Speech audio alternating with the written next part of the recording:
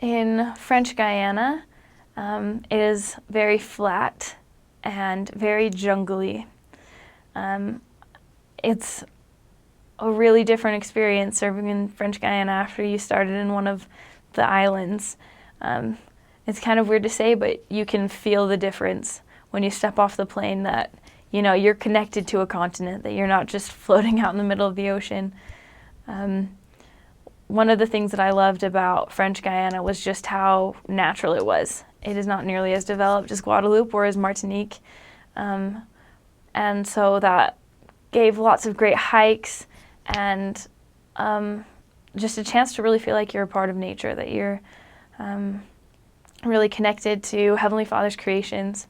One of the most amazing things I ever saw was a sloth out in the wild. We were just at one of our investigators' apartments, and we walked out to go to the car, and there was a little section of trees next to our apartment, and the member pointed out a sloth just hanging out in one of the trees, and I thought it was wild, and it was one of the most amazing experiences of my life.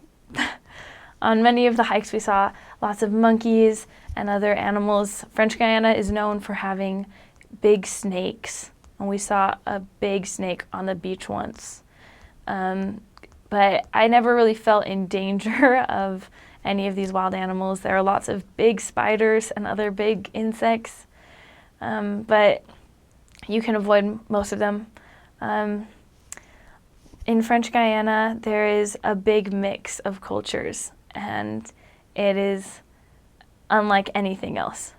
I spent 9 months in French Guiana, and I could have served all 18 there, to be honest. There is a large population of Haitian immigrants because of unrest and instability in Haiti. A lot of Haitians have chosen to immigrate illegally into French Guiana through different countries in South America. So we did a lot of work with Haitians down there. We learned a little bit of Haitian Creole, which is kind of like broken French, I guess you could say.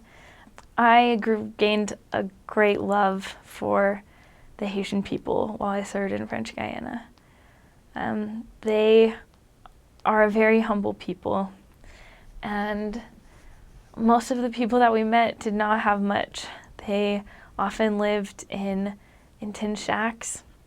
Not all of them had running water, but every time we would go visit them, they would offer us something to eat or something to drink, and they were the most loving people I might have ever met.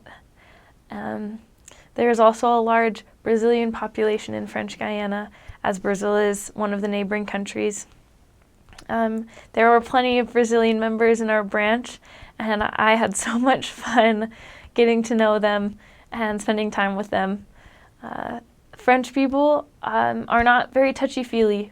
They don't really hug and things like that. When you meet them, you usually kiss them on their cheeks. The Brazilian people, however, are very loving and touchy-feely, and I loved every Sunday going into the branch and hugging our Brazilian members and having them hold my hand throughout the sacrament meetings. It was so much fun to have that connection with them and be able to joke around with them and have them teach us some Portuguese in our free time.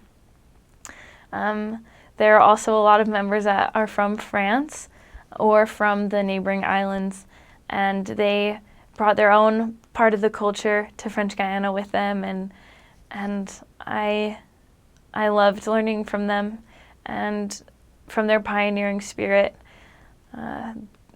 Since the church is so young, every single one of the members in the branch was a pioneer for their family and for that country, and they really had strong testimonies of the gospel, and they faced real problems and struggles in their lives that would, try and impede them from living the gospel.